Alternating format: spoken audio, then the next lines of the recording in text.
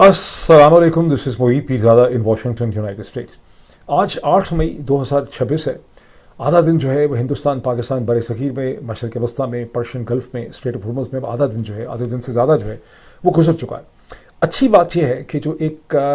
Uneasy किस्म का piece है अमेरिका, ईरान और मुत्तहिदा अरब अमारात के दरमियान में, और जो 14-15 घंटे पहले वहाँ पे वायलेंस हुई आधी रात के बाद, वो अब अभी भी अनईज़ी पीस जो है वो कंटिन्यू कर रहा है इस वक्त तक।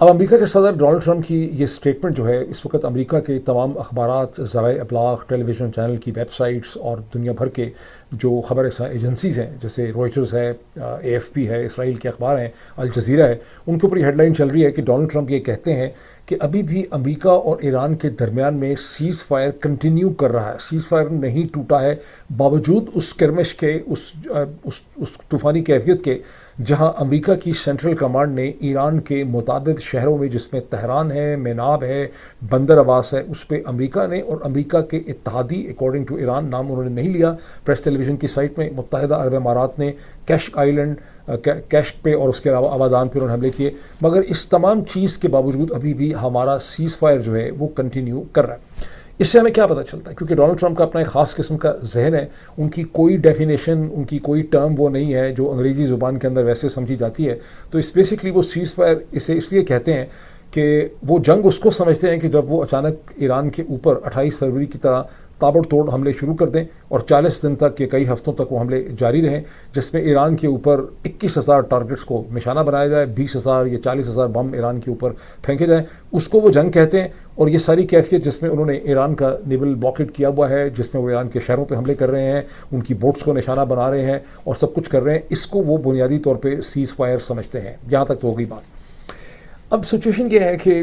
और ज़ाहिर है कि ये असल हकीकत नहीं है। जब मैं ये वीलॉग ख़त्म करूँगा और बहुत सी चीज़ें आपसे डिस्कस करूँगा तो आपको बहुत बेहतर तौर पे मैं समझा सकूँगा कि डोनाल्ड ट्रंप के जहन में इस वक्त, मतलब ऐसा हम कर सकेंगे उनके जहन के ऊपर क्या है। अब इस वक्त सिचुएशन ये है कि हमारे सामने बहुत सी ऐसी इन्फॉर्मेशन आ गई है बड़े ब्लैक एंड वाइट तरीके से, जिसके नतीजे में गुज़श्ता 72 घंटों में 72 आवर प्लस में, यानी मंडे मॉर्निंग से या संडे से अब तक जो कुछ हुआ है, उससे आप ये कह लें कि 72 से 96 घंटों में जो कुछ हुआ है वो हमें बहुत बेहतर तौर पे उसकी अंडरस्टैंडिंग है।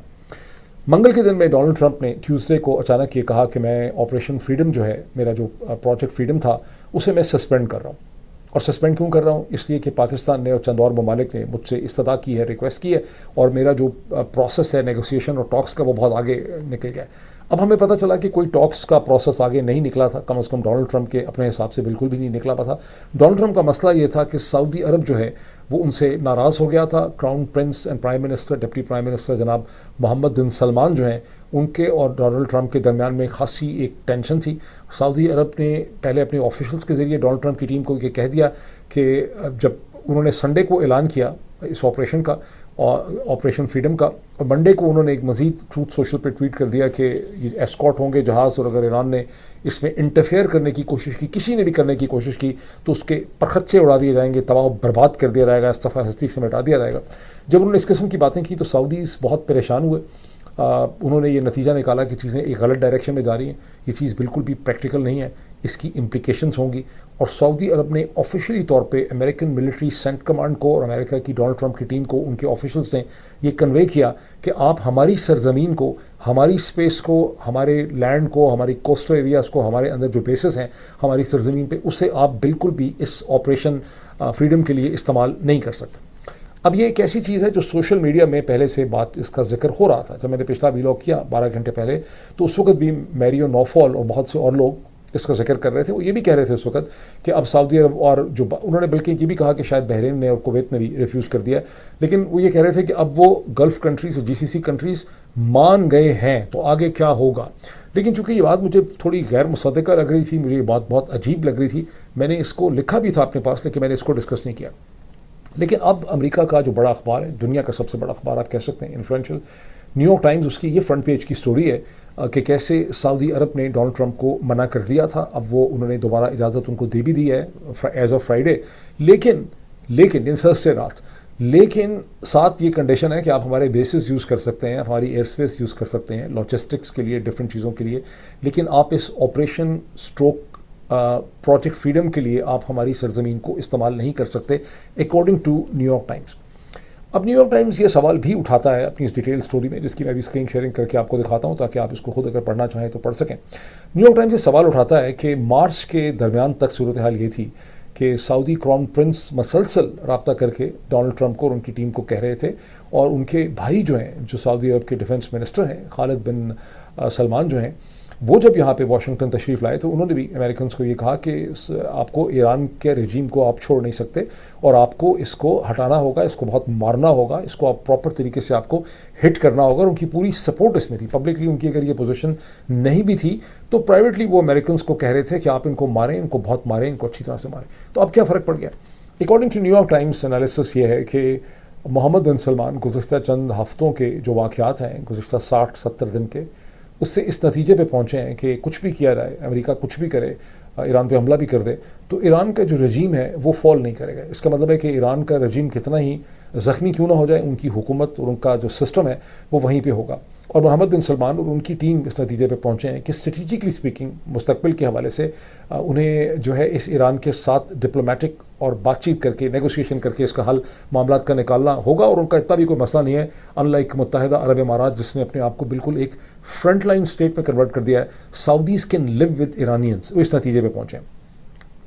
البتہ نیو یارک ٹائمز کی جو یہ پرنسپل سٹوری ہے جو اس وقت جو ابھی آئی ہے چند گھنٹے پہلے، وہ یہ چیز مینشن نہیں کرتی جو اس سے 3 دن پہلے نیو یارک ٹائمز نے ایک اور بہت ڈیٹیل انالیسس نکالا، اور وہ ڈیٹیل انالیسس یہ ہے کہ ایک اور فرق یہ پڑ گیا ہے کہ سعودی عرب میں اور متحدہ عرب امارات کے درمیان میں ایک رفٹ جو ہے وہ ڈیولپ کر گئی ہے، اور اس رفٹ کے نتیجے میں اب ایم بی ایس جو ہیں وہ اس پورے خطے کو ایک ڈفرینٹ طریقے سے جو ہے وہ دیکھنے لگ گئے۔ Anyway, coming back to the present point, کہ ایم بی ایس جو ہیں وہ اس وقت پاکستان کے ذریعے جو میڈیشن کا پروسیس ہے اس کو سپورٹ کر رہے ہیں، جس کے بارے میں ایرانی کہتے ہیں کہ ہماری ایک سنگل پیج میمورنڈم جو ہے اس پہ بہت زیادہ پروگرس ہو چکی تھی۔ انفیکٹ اس سے چند گھنٹے پہلے انہوں نے نیو یارک ٹائمز کو ہی بتایا تھا۔ اچھا، اب میں آپ کو نیو یارک ٹائمز یہ کہتا ہے کہ منگل کے دن جب اچانک ڈونلڈ ٹرمپ کو ایم بی ایس نے یہ بتایا، ان کی ٹیم نے، تو اس کے بعد ایک انٹینس قسم کی ٹیلی فونک جو ہیں فرینٹک ٹیلی فون کالز شروع ہو گئیں بٹوین واشنگٹن اینڈ ریاض،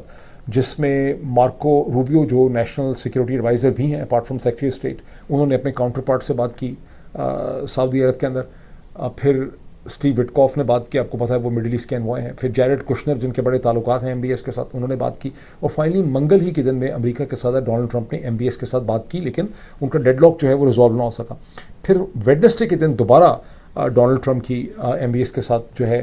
دوبارہ بات ہوئی، پھر بھی ڈیڈ لاک جو ہے وہ ریزالو نہ ہو سکا، لیکن اب پھر تھرسڈے کو جا کے وہ ڈیڈ لاک جو ہے وہ ریزالو ہوا ہے، اور نیٹ افیکٹ یہ ہے کہ آپ ہمارے بیسز اور ایئر اسپیس یوز کر سکتے ہیں، لیکن ناٹ فار پروجیکٹ فریڈم۔ اب میں تھوڑا سا آپ کو اسکرین شیئرنگ کر کے دکھاتا ہوں، ایک دو چیزوں کی بہت انٹرسٹنگ ہے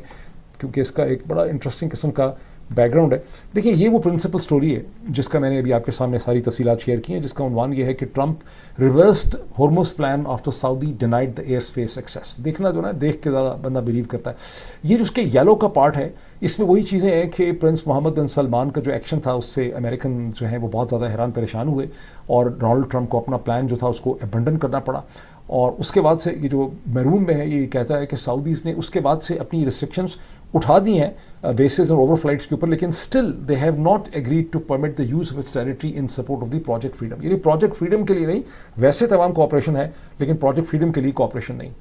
اچھا، اس کے بعد یہ اگلا جو مطلب یلو میں ہے، مسٹر ٹرمپ پریزیڈنٹ لکھنا چاہیے تھا ان کو، یار پاکستان میں ہوتے تو بند ہو جاتے جیل میں۔ Mister Trump halted the tanker escort operation on Tuesday after a flurry of phone calls between Washington and Saudi Arabia, including a call between Mr. Trump and Prince Mohammed bin Salman. By that evening, Mr. Trump had announced that he had paused the operation after less than 24 hours. انہوں نے اس کا اعلان کر دیا تھا۔ ایک میں paragraph آپ کو اور بتا دوں، prince Muhammad calculus has since shifted، یعنی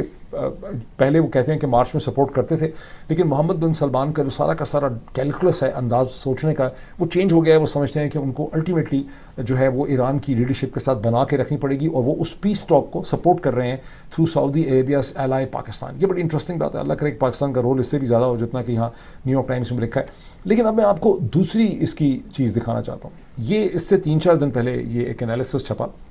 اور یہ بہت مزے کا انالیسس ہے۔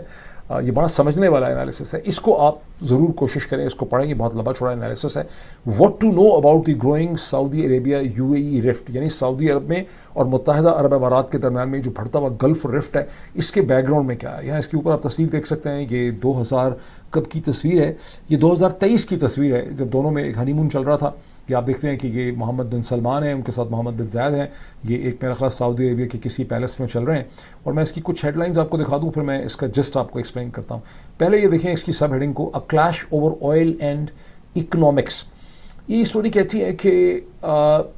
جو ان دونوں کے درمیان میں 2011 12 13 میں 15 تک ان کے درمیان میں بہت ہی ایک بردرہڈ تھی, بہت یہ دونوں ایک دوسرے کے پارٹنر تھے, محمد بن زیاد اور محمد بن سلمان. اور جو ایکویشن تھی وہ بنیادی طور پہ یہ تھی کہ سعودی عربیہ جو ہے وہ GCC کا اور پورے بلاک کا اور مشرق وسطیٰ کا پولیٹیکل لیڈر ہوگا, جبکہ اکنامک جو لیڈرشپ ہوگی وہ متحدہ عرب امارات کے پاس ہوگی, جس میں ان کا شو کیس جو ہے وہ دبئی ہے, جہاں دنیا بھر کے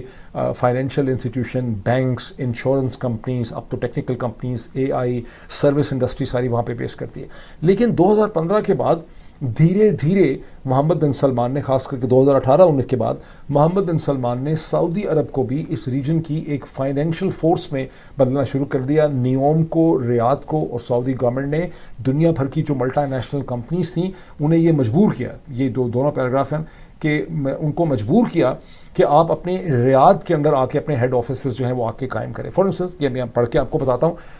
Saudi officials said in March last year that more than 600 companies had established regional bases in Riyadh. میں دوبارہ پڑھوں, بڑا interesting. Saudi officials made that ambition explicit when they required international companies seeking lucrative government contracts to establish regional headquarters in the capital Riyadh. Saudi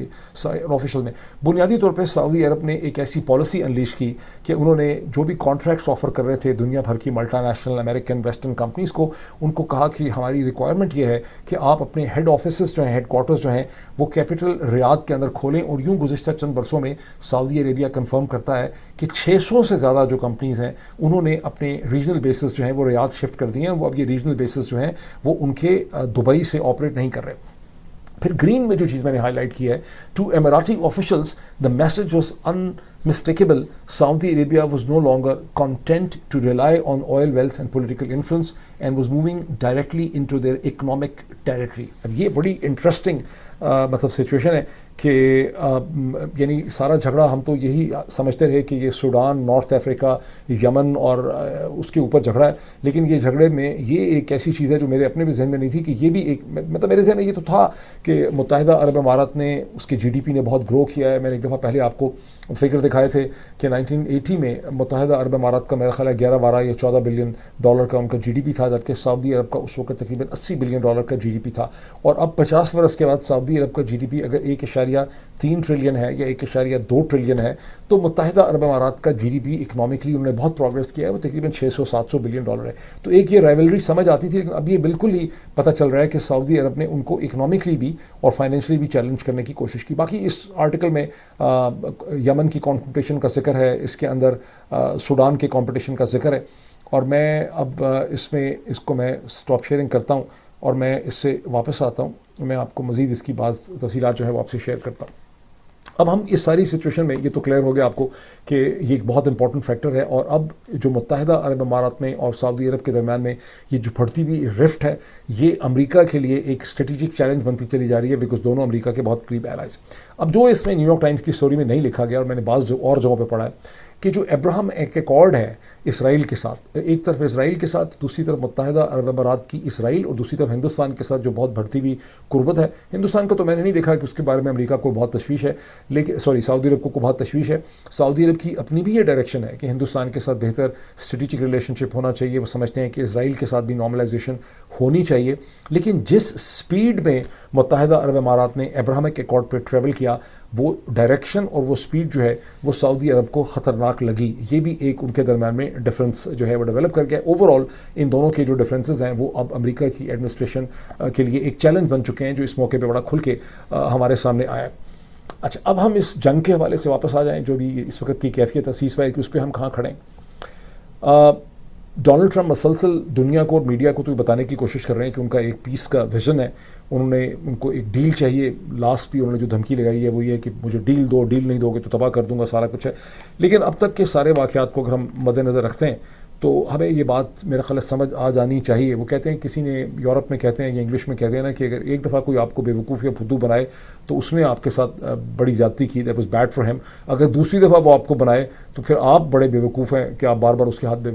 یعنی اس کے ہاتھ الو بن رہے ہیں. لیکن اس کیس میں تو صورتحال یہ ہے کہ جون 2025 سے اب تک ڈونلڈ ٹرمپ 6 دفعہ یہ کر چکے ہیں. پہلے جون 2025 میں, پھر فروری 2026 میں, اس کے بعد 6 اپریل کے بعد سے 4 دفعہ پاکستان کا سہارا لے کے وہ کہتے ہیں کہ میں پیس کرنا چاہتا ہوں, میں ٹاکس کرنا چاہتا ہوں, ہماری نیگوسیشن آگے چل رہی ہیں, اور اس کے بعد وہ کوئی نہ کوئی ایگریسو ایکشن کرتے ہیں اور ایسکیلیٹ کرتے ہیں. یہ سب کچھ کیوں ہو رہا ہے؟ اب یہ سمجھ آتی ہے کہ ان کے ذہن میں پیس کا کسی قسم کا کوئی ویژن نہیں ہے. ڈونلڈ ٹرمپ پاز اس وقت کرتے ہیں جب ان کی ملٹری اسٹریٹجی اور حکمت عملی پھنس جاتی ہے, اس کے ڈویڈنڈس نہیں آ رہے ہوتے. اس وقت وہ ٹائم آؤٹ لینے کے لیے پاکستان کا سہارا لیتے ہیں. 6 اپریل کے بعد سے مسلسل انہوں نے یہ 4 دفعہ کیا ہے, پاکستان کے اوپر ڈال دیتے ہیں. اور شہباز شریف صاحب کی بھی بدقسمتی ہے کہ وہ اس کے کچھ گھنٹوں کے بعد آ کے ٹویٹر کے اوپر ان کا شکریہ ادا کر دیتے ہیں, اور یوں یہ سارا ڈرامہ اور کہانی چل رہی ہے. اور وہ یہ پاز اس لیے کرتے ہیں کہ وہ اپنی ملٹری سچویشن کو بہتر بنانا چاہتے ہیں. میڈیا میں کہانی انہوں نے دی بھی ہے کہ مجھے ایک ایسا ایران چاہیے جو مجھے لکھ کے دے دے کہ اس کے پاس نیوکلیئر ویپن نہیں ہے, جو انریچمنٹ نہیں کرے گا. لیکن اصل مسئلہ ان کا اس سے زیادہ گھمبیر اور مشکل ہے, اور وہ یہ ہے کہ وہ اسٹریٹ آف ہرمز کو طاقت کے زور سے فورس استعمال کر کے اسے کھولنا چاہتے ہیں. وہ یہ سمجھتے ہیں کہ میں جب چین جاؤں اور میری چین کے بادشاہ سے, وہاں کے صدر شی جن پنگ سے, جو ایک بادشاہ میں ہوں, دوسرا بادشاہ وہ ہے, ایک ایمپرر میں ہوں ویسٹ کا, ایسٹ کا وہ ایمپرر ہے, تو جب ہماری ملاقات ہو تو اس وقت میرے ہاتھ مضبوط ہوں اور شی جن پنگ سمجھے کہ میں ایک بڑا طاقتور آدمی ہوں جس کی فوج نے مار کے ایران, جو کہ ایک طرح سے اس حلیف رہا ہے, چین کا یہ حلیف ہے, تو اس سے میں نے اسٹریٹ آف ہرمز بھی کھلوا لی ہے, میری پوزیشن بڑی جو ہے وہ اسٹرانگ ہو گئی. وہ یہ چاہتے ہیں کہ اچھا, یہی وجہ ہے کہ انہوں نے ان کی ملاقات ہونی تھی پریزیڈنٹ شی جن پنگ کے ساتھ 3 دن یا 2 دن کی, 31 مارچ سے 2 اپریل میں, اس کو انہوں نے خود ہی اس وقت ڈیلے کر دیا تھا. اب ان کو 14 اور 15 مئی کو وہاں جانا ہے. وہ چاہتے ہیں میں اپنی پوزیشن امپروو کر لوں, لیکن پوزیشن ان کی جو ہے وہ امپروو نہیں ہو پا رہی ہے. ویسے تو پریس ٹیلی ویژن کی اگر آپ سائٹ پہ ہیڈ لائن میں بھی آپ کو دکھاتا ہوں, ان کا بھی یہ اسے کہتے ہیں کلیم تھا, پریس ٹیلی ویژن کا ہے کلیم. میں آپ کو دکھاتا ہوں کہ امریکی جو ڈسٹرائرز تھے ان کو ہم نے جب چیلنج کیا تو امریکی ڈسٹرائر جو ہیں وہاں سے دوڑ گئے, ان کو دوڑنا پڑ گیا. یہ اس کی ہیڈ لائن آپ دیکھیں, یہ پتہ نہیں لفظ کیا ہوگا, bared fangs not a smile, bared fangs not a smile, Iran navy repels US destroyers from the strait of Hormuz. بنیادی طور پہ یہ پریس ٹیلی ویژن کی یہ دوسری سٹوری ہے جو یہ کہتی ہے کہ جب ایرانین نیوی نے ان کو چیلنج کیا امریکہ کے 3 ڈسٹرائرز کو, اور ان کے اوپر ڈرون سے مسل سے اٹیک کیے, تو وہ وہاں سے مطلب ان کو ڈیمیجز ہوئے اور وہ وہاں سے دوڑ گئے. اب یہ ایران کا کلیم میں 12 گھنٹے پہلے بھی دیکھ رہا تھا, تو تھوڑا سا ایسا ہے کہ چونکہ ایران کا بھی سرکاری قسم کا میڈیا ہے اسٹیٹ کا, تو مجھے لگا کہ ہو سکتا ہے ایسا نہ ہوا ہو سکتا ہے کہ ڈونلڈ ٹرمپ صحیح کہتے ہوں جب وہی کہتے ہیں کہ ہمیں کوئی نقصان نہیں پہنچا اور ہم بغیر کسی نقصان کے واپس آ گئے, اور ایران کے سارے ڈرونز اور مسلز بھی ہم نے سمندر میں گرا دیے, غرقاب کر دیے, یہ کر دیا, وہ کر دیا. لیکن ابھی یہ جو ایران کی پوزیشن ہے, یہ آپ دیکھ سکتے ہیں یہاں پہ جو پوزیشن ہے کہ statement Friday the Islamic Republic of Iran army announce that its naval forces attack the American destroyers Thursday night using various kind of missiles, combat drones and rockets, and after the aggressor vessels in violation of the ceasefire assaulted Iranian oil tankers near the Strait of Hormuz and in territorial waters. The statement added that following the response, the aggressor American destroyers changed course and left the area. باقی اس میں بہت سی تفصیلات ہیں, اس میں کچھ videos share کی گئی ہیں, وہ ایگزیکٹلی نہیں ہے. تو یہاں تک کہ مجھے شک ہے کہ شاید ایرانی ہمارے بھائی ہیں اور وہ بھی ہو سکتا ہے یہ کہنا چاہتے ہوں اپنی پبلک کو خوش کرنے کے لیے, لیکن ایک بڑی ڈیمیجنگ ایویڈنس جو ہے وہ ڈراپ سائٹ نے شیئر کی ہے جو میں آپ کے ساتھ یہاں دکھانا چاہتا ہوں. اور یہ آئی ہے خود ناسا کے فرم سے, جو سیٹلائٹ فائر ڈیٹیکشن سسٹم ہے, جو دنیا میں جہاں کہیں بھی ٹیمپریچر ہوتا ہے یا آگ لگتی ہے بڑی شدت سے, تو اس کو یہ فائر سسٹم جو ہے ڈیٹیکٹ کرتا ہے. اور یہ میں آپ کو بتا دوں کہ اس میں کیا لکھا ہوا ہے. اس سے یہ پتہ چلتا ہے کہ اسٹریٹ آف ہرمز کے اوپر جو تھرمل ڈیٹا ہے وہ شو کرتا ہے ڈرفٹنگ فائر پیٹرن, یعنی ایک ایسی آگ جو بہت تیزی سے ٹریول کر رہی ہے, چل رہی ہے اسٹریٹ آف ہرمز کے پانیوں کے اوپر, consistent with the burning vessel moving. اور یہ فائر انڈیکیٹ کرتی ہے, جو میں بھی آپ کو دکھاتا ہوں مزید یہاں پہ, یہ دیکھیں, یہ جہاں یہ ریڈ آپ دیکھتے ہیں یہ ڈاٹس ہیں, لائکلی ڈرفٹنگ فائر. یہ اسٹریٹ آف ہرمز میں ایک سائڈ پہ ایران ہے, ایک سائڈ پہ عمان ہے, اور یہاں پر ایک ڈرفٹنگ فائر ہے جو تیزی سے ٹریول کر رہی ہے, جس کا نتیجہ جو ہے وہ یہ نکلتا ہے. اب میں اس کو میں نے آپ کو دکھا دیا خاصی اچھی طرح سے، جس نے نہیں دیکھا دیکھ لیں. اس کا نتیجہ کیا نکلتا ہے؟ اس سے ہمیں یہ پتہ چلتا ہے کہ بیچارے ایرانی غلط نہیں کہہ رہے، ان کا ذرا میڈیا مینجمنٹ اتنی اچھی نہیں ہے، ان کو اپنا پروپیگنڈا نہیں کرنا آتا. تو امریکہ کے جو ڈسٹرائرز ہیں وہ ڈیفینیٹلی طور پہ ہٹ ہوئے ہیں، اور اس وقت امریکہ کے سوشل میڈیا کے اندر بھی یہ بات جو ہے وہ ڈسکس ہو رہی ہے. اس کا مطلب کیا نکلا؟ اس کا مطلب یہ نکلا کہ جو دوسری اٹیمپٹ کی گئی ہے، ایک وہ پہلی اٹیمپٹ کہتے تھے کہ منڈے ٹیوزڈے کو کی گئی، وہ ناکام ہو گئی، اس وقت پھر سعودی عرب درمیان میں کود پڑا. اب یہ دوسری اٹیمپٹ جو ہے وہ کی گئی ہے، اور وہ ڈسٹرائرز، ان کا اگر خیال تھا کہ وہ ساؤتھ سے سی آف عمان سے انٹر کریں گے، اوپر کی طرف جائیں گے، وہ چیز کامیاب نہیں ہو سکی ہے، اور ان کو ایک ریزسٹنس کا سامنا کرنا ہے، اور یہ پروجیکٹ جو ہے وہ بالکل ایک طرح سے فیل ہو گیا. اب اس میں کیا ہوگا کہ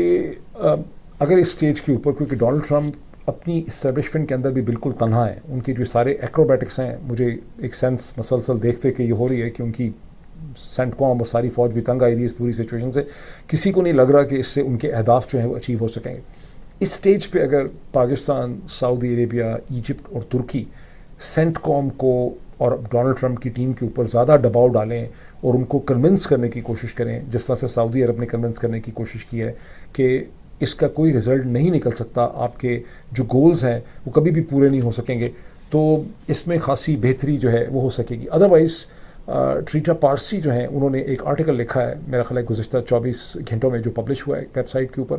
وہ آرٹیکل کی کہتا ہے کہ ڈونلڈ ٹرمپ کے مائنڈ میں جو خاکہ ہے وہ ہے کرسمس بامبنگ کا. اب آپ پوچھیں کرسمس بامبنگ کیا ہے؟ کرسمس بامبنگ کہتے ہیں کہ دسمبر 1972 میں جب رچرڈ نکسن کو لگتا تھا کہ نارتھ ویتنامیز ان کے ساتھ نیگوسیشن ٹیبل کے اوپر نہیں آ رہے ویتمین، تو انہوں نے 2 ہفتے کے لیے بڑی میسو بامبنگ اپنی ملٹری کو کہا تھا کہ ہینوئی کے اوپر کریں، اور اس کے نتیجے میں بہت بامبنگ کی 20,000 جو ہے بم پھینکے گئے ویتنام پہ، اور پھر ویتنامیز جو ہیں وہ نیگوسیشن ٹیبل پہ آ گئے. ڈاکٹر ٹریٹا پارسی کا کہنا ہے کہ صورتحال ویتنام کی اور ایران کی بالکل ڈفرینٹ ہے، اور اس سے پہلے ایک پورا سیزن یہاں پہ بامبنگ کا 40 دن کا گزر چکا ہے، اس سے رزلٹ جو ہیں وہ نہیں مل سکیں گے. لیکن اپیرنٹلی ڈونلڈ ٹرمپ کے ذہن میں یہ ہے کہ اگر میں اس قسم کی بامبنگ کروں گا تو ایرانی مجھے وہ سب کچھ دے دیں گے جو مجھے انہوں نے ابھی تک نہیں دیا. ابھی چین میں اس کو کیسے دیکھا جا رہا ہے؟ ایک بڑا زبردست انالیسس چھپا ہے یہاں پہ نیو یارک ٹائمز میں، اور وہ انالیسس یہ کہتا ہے کہ چینی جو ہیں وہ یہ دیکھتے ہیں کہ امریکہ جو ہے یہ بہت زیادہ کمزور ہو گیا ہے،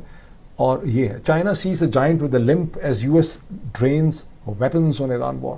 لاجک چینیوں کی یہ ہے کہ اگر ایران، جس کے اوپر 50 سال سے سینکشنز ہیں، جو دوسرے درجے کی طاقت ہے، جس کے پاس ایک proper modern army, air force, navy نہیں تھی، جس کے پاس صرف میزائل تھے، ان کے ساتھ امریکہ ایسا الجھا ہے 40 دن سے کہ ان کو نیچا نہیں دکھا پایا. تو اس کا مطلب یہ ہے کہ امریکہ کے پاس اب اس قسم کا کوئی مسل نہیں ہے کہ وہ تائیوان کے اوپر کوئی بہت زیادہ ہمارے ساتھ ایگریسو پوسچرنگ کر سکے. اور جب ڈونلڈ ٹرمپ شی جن پنگ کو ملنے کے لیے یہاں آئیں گے تو یہ ایک ویکنڈ ڈونلڈ ٹرمپ ہے، یہ ایک ویکنڈ امریکہ ہے، اور ہمارے لیوریج کے اندر جو ہے وہ اضافہ ہو گیا. بہت سے امریکن انالسٹ اور ملٹری کے لوگ یہ کہہ رہے ہیں کہ صحیح نہیں ہے، لیکن at the same time New York Times نے یہ لکھا ہے کہ اب یہ ساری دنیا کو پتہ چل چکا ہے، اور کانگریشنل جو باتیں لیک ہوئی ہیں اس سے یہ پتہ چلا ہے کہ امریکہ تقریباً اپنا آدھے کے قریب جو اپنا جو ویپن سسٹم ہے اس کو استعمال کر چکا ہے. جتنے وہ 10 سال میں ویپنز ٹوماہوک اس نے ایڈ کرنے ہوتے تھے، اس نے ابھی اتنے جو ہے وہ استعمال کر دیے ہیں. تو یہ چائنیز جو ہیں وہ اس کو کم از کم اس حساب سے دیکھ رہے ہیں. اب جب میں یہ دیکھتا ہوں کہ چائنیز اس کو اس حساب سے دیکھ رہے ہیں تو میرے ذہن میں اس کو ایکسٹریپولیٹ کر کے ایک نیا سوال بھی آتا ہے. تو خالی چین ہی تو نہیں ہے بڑے سائز کا. اگر ایران کے ساتھ لڑنا اتنا مشکل تھا تو سوچیں ہندوستان کے ساتھ لڑنا کتنا مشکل ہے امریکہ کے لیے. ہندوستان سے تو نہیں لڑنا، سوچیں پاکستان جو نیوکلیئر کنٹری ہے اس کے ساتھ بھی ویسٹ کی کسی طاقت کا لڑنا جو ہے وہ کتنا مشکل ہوگا. ایران نے یہ سارا کچھ ہمیں ثابت کر کے دکھایا ہے. اور اگر ہندوستان اور پاکستان دشمن نہ ہوں، اور اگر ہندوستان پاکستان خدا نہ خواستہ یہ خوش قسمتی سے یا بدقسمتی سے ہندوستان پاکستان کے درمیان میں ایک اسٹریٹجک کوآپریشن ہو، وہ ایک دوسرے کی گردن نہ دبا رہے ہوں، تو اس کا مطلب ہے کہ امریکہ کی جو طاقت فارغ ہو جاتی ہے ساؤتھ ایشیا سے. اور اگر ہندوستان، پاکستان اور چین جو ہیں ان کے درمیان میں ایک اسٹریٹجک کوآرڈینیشن ہو جائے تو مغرب تو سارا فارغ ہو جاتا ہے اس پورے ریجن سے. یہ ویسے ہی ایک وائلڈ سی تھاٹ مجھے آئی، لیکن بدقسمتی سے ہمارے یہاں چیزیں اس قسم کی نہیں ہیں، بیکاز گزشتہ 24 گھنٹے میں پاکستان کے DG ISPR نے ایک ایئر فورس کے سینئر آفیسر کے ساتھ اور ایک نیول جو آفیسر ہیں ان کے ساتھ بیٹھ کے ایک پریس کانفرنس کی مارکہ حق کے حوالے سے. اس میں انہوں نے مارکہ حق کے جو 10 آؤٹ کم بتائے اس میں سے کم 6-7 تو بالکل ٹھیک ہیں. اس حد تک DG ISPR بالکل ٹھیک کہتے ہیں کہ ہندوستان کی اوور آل جو اسٹریٹجک پوزیشن ہے وہ دنیا کی نظروں میں کمزور ہوئی ہے. دنیا نے پاکستان کو زیادہ ریسپانسبل دیکھا ہے. ہندوستان کا جو پیراڈائم تھا کہ پاکستان صرف ٹیررزم کرواتا ہے وہ بھی کمزور ہوا ہے یہاں پر. تو اس حد تک تو ان کی باتیں صحیح ہیں، لیکن بہت سے شگوفے بھی اس کے درمیان میں چھوڑے ہیں D G I S P R نے، خاص کر کے جب انہوں نے سوال جواب جو ہیں وہ کیے ہیں. تو اس میں سے میں ایک تو جو بہت انٹرسٹنگ چیز ہے وہ ہے جب پاکستان ایئر فورس کے جو ایک آفیشل تھے انہوں نے کہا کہ انہوں نے حساب کتاب نیا لگایا ہے. کوئی ایسی ایویڈنس ان کے سامنے آئی ہے کہ 7 مئی 2025 میں 5 نہیں ہندوستان کے طیارے گرے. اس وقت کہا گیا تھا 5+1، ایک کہا گیا تھا ان مینڈ ڈرون ہے، تو 5 نہیں گرے بلکہ انہوں نے حساب کیا کہ 8 گرے ہیں. اور 8 کا حساب کتاب انہوں نے بتایا کہ اس میں سے 4 تو رافیل تھے، پہلے میرا خیال 3 یا 2 رافیل کہے گئے تھے، ایک سوکوہوئی 30 ہے رشین ساخت کا، اور 2 جو ہیں وہ میراج ہیں فرینچ ساخت کے. اس کے علاوہ ایک ان مینڈ جو ہے وہ گرا ہے. مجھے یاد ہے کہ چند مہینے پہلے جب ڈونلڈ ٹرمپ نے 5 کے 6، 6 کے 7، 8، 10، 12 کر دیے تھے، تو پاکستان ایئر فورس کی ایک اسٹیٹمنٹ آئی تھی کہیں کسی جگہ پہ، اور وہ اسٹیٹمنٹ یہ تھی کہ ہم ایک پروفیشنل آرگنائزیشن ہے، کوئی کچھ بھی کہتا رہے. ڈونلڈ ٹرمپ کا نام انہوں نے نہیں لیا، ان سے سوال پوچھا گیا تھا تو پاکستان ایئر فورس کے اسپوکس پرسن نے کہا تھا کوئی کچھ بھی کہتا رہے، ہم ایک پروفیشنل آرگنائزیشن ہے، ہمارے پاس 5 ہی کی ایویڈنس ہے. لیکن اب بہرحال ڈونلڈ ٹرمپ کی راستے پہ چل گئی یہ پاکستان ایئر فورس، ان کے پاس اب 8 کا انہوں نے کلیم کر دیا. لیکن جو زیادہ بڑا انٹرسٹنگ شگوفہ وہ ہے جس وقت صابر شاکر صاحب جو ہیں انہوں نے یہ ٹویٹ کیا ہے، اور یہ ہے کہ جب D G I S P R سے اچانک اسما شیرازی صاحبہ ایک سوال پوچھ لیتی ہیں. وہ کہتی ہیں جی ہندوستان نے ہمارا پانی بند کیا ہوا ہے، یہ تو انڈس واٹر انہوں نے سسپینڈ کر دیا ہے، یہ ایک جو بلاکڈ ہمارا پانی کا کیا ہے سسپینڈ کیا ہے، یہ تو ایکٹ آف وار ہے. تو D G I S P R وہ کہتے ہیں کیا کرنا ہے. D G I S P R کہتے ہیں کہ دیکھیں ہم جو آپ یہاں بیٹھے ہیں ایئر فورس نیوی میں یہاں بیٹھا ہوں، ہم تو آپ کا اور پاکستان کا بیسکلی ہم وائلنس کی آرم ہیں، ہم وائلنس کرنے کے لیے لڑنے کے لیے ہم بنے ہوئے ہیں. لیکن یہ فیصلہ کہ ہم نے ہندوستان کے ساتھ کیا کرنا ہے یہ فیصلہ تو عوام کا ہے، اور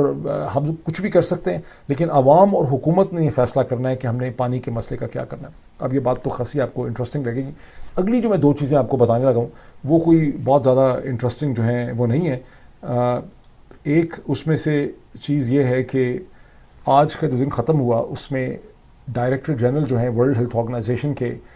ٹیڈروس دوسرا نام کا بڑا مشکل ہے، انہوں نے ایک پریس کانفرنس کی جس میں انہوں نے بتایا کہ جو ہنتا وائرس ہے جو ایک کروز شپ سے نکلا ہے، اور وہ پیسنجرز جو کروز شپ کے تھے وہ پوری دنیا کے پتہ نہیں 12 ممالک کے اندر چلے گئے ہیں. یہ انہوں نے کہا کہ بہت سیریس تو نہیں ہے لیکن یہ گروئنگ ایمرجنسی ہے، یہ خطرناک ہے، اور باقی ذرائع لا کے کہتے ہیں کہ یہ ایک ایپیڈیمک ہو سکتا ہے. اور اس وقت امریکہ کی 5 ریاستوں کے اندر اس کے حوالے سے بہت زیادہ مانیٹرنگ کی جا رہی ہے. انفارچونیٹلی ہیلتھ اینالسٹ یہ کہتے ہیں کہ ڈونلڈ ٹرمپ نے جو فائٹنگ ایبلٹی تھی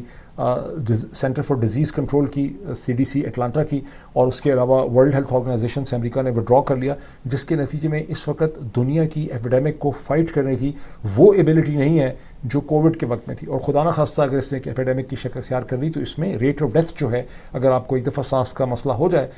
ہنتا وائرس سے، تو وہ 50% اس میں ریٹ آف ڈیتھ ہے. دوسری ایک چھوٹی سی ڈیولپمنٹ ہے، جو جتنے دنیا کے کلرڈ امیگرنٹس ہیں ہندوستان، پاکستان، بنگلہ دیش کے، کہیں کے بھی، یورپ میں، برطانیہ میں، ان کے لیے بری خبر یہ ہے کہ جو بھی لوکل کونسل کے الیکشن کے رزلٹس آ رہے ہیں برطانیہ میں، اس میں لیبر اور کنسرویٹو دونوں پٹ رہے ہیں بہت بری طرح سے. اور جو ریفارم پارٹی ہے نائجل فراج کی، وہ کہتے ہیں مجھے فراج ہی کہیں، ویسے ان کی 300 ویریشنز ہیں ان کے سیکنڈ سر نیم کی، لیکن نائجل فراج کی جو پارٹی ہے وہ اس میں سبقت لے رہی ہے. اور یہ وہ پارٹی ہے جو بنیادی طور پر جو امیگریشن ہوئی ہے برٹن میں اس کے خلاف اس کی پوزیشن ہے. یہ ایک ایسا ٹاپک ہے جس کے اوپر ہمیں ڈیٹیل سے بات کرنی چاہیے، because this is not good news for the immigrants of south Asia. ابھی اتنا ہی، پھر ملاقات ہوگی انشاءاللہ آپ سے بہت جلدی. Thank you.